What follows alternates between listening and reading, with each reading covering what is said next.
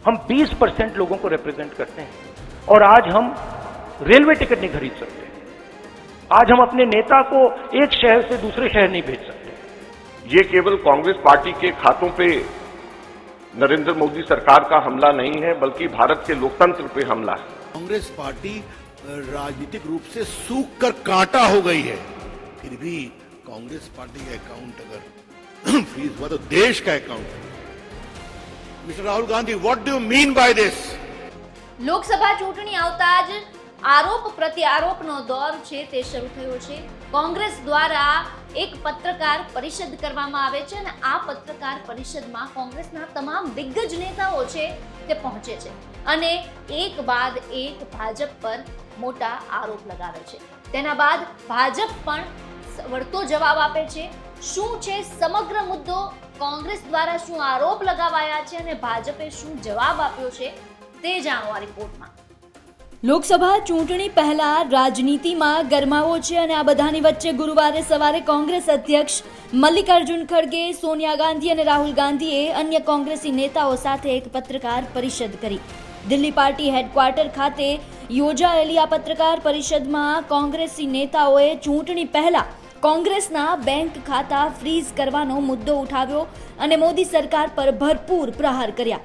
કોંગ્રેસના આ તમામ નેતાઓએ આવકવેરા વિભાગની કાર્યવાહી પર સવાલ ઉઠાવ્યા હતા અને દેશની સૌથી જૂની પાર્ટીની કમર તોડવાના પ્રયાસ થઈ રહ્યા હોવાના આરોપ લગાવ્યા હતા।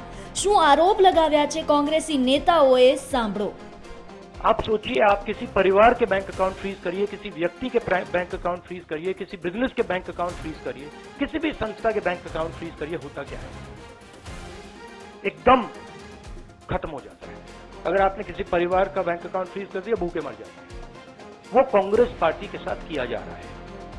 एक महीने पहले ये हुआ और किसी संस्था ने, हिंदुस्तान की संस्था ने, किसी कोर्ट ने, किसी इलेक्शन कमीशन ने चूं तक नहीं कहा। सब ड्रामा देख रहे हैं। 20% हिंदुस्तान के लोग कांग्रेस पार्टी को वोट देते हैं। हम 20% लोगों को रिप्रेजेंट करते हैं और आज हम रेलवे टिकट नहीं खरीद सकते। आज हम अपने नेता को एक शहर से दूसरे शहर नहीं भेज सकते।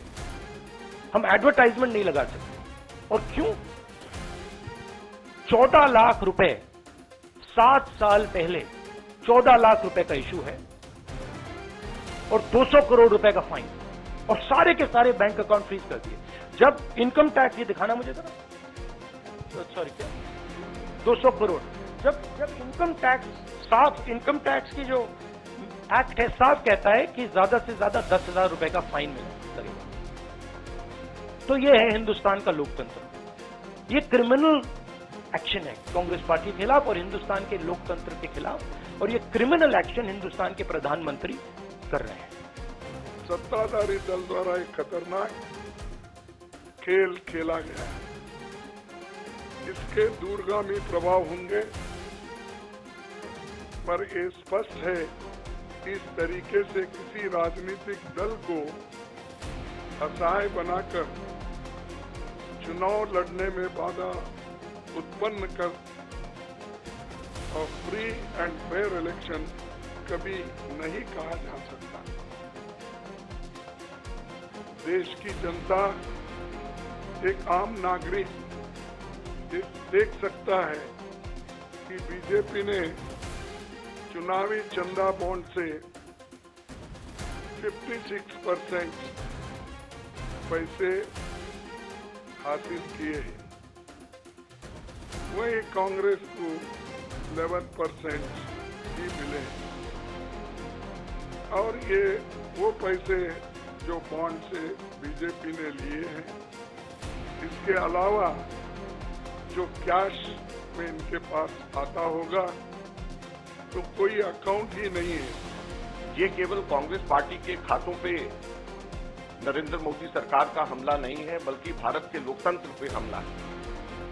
अगर प्रमुख विपक्षी पार्टी वित्तीय तौर के ऊपर पूरी तरीके से पंगु हो जाए, कोई कार्य नहीं कर सके, पब्लिसिटी के ऊपर पैसा नहीं खर्च कर सके, कैंपेन के ऊपर पैसा नहीं खर्च कर सके, अपने कैंडिडेट्स को पैसे नहीं दे सके, तो फिर चुनाव किस बात का है?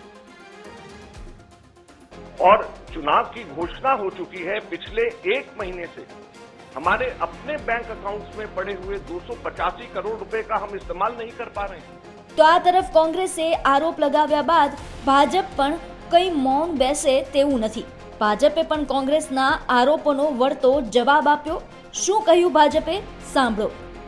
अगर राहुल गांधी, सोनिया जी और खरगे जी के सामूहिक प्रेस को एक शब्द में कहा जाए